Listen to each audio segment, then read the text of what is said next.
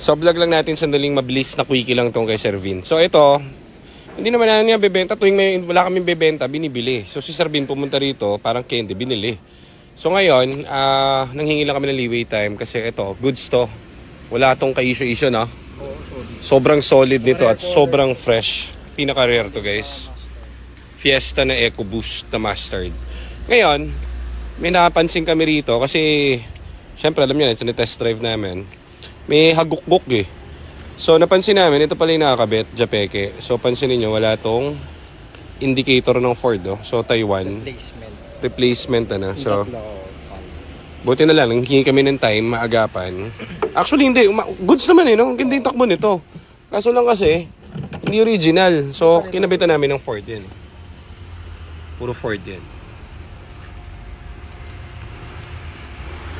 Start mo, Nico. So mas maganda na yung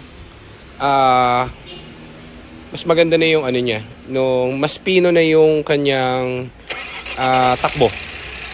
Gas. Yun, oh. Diba? Sumisipol. Ang ganda, sumisipol. Oh. Maganda lang yung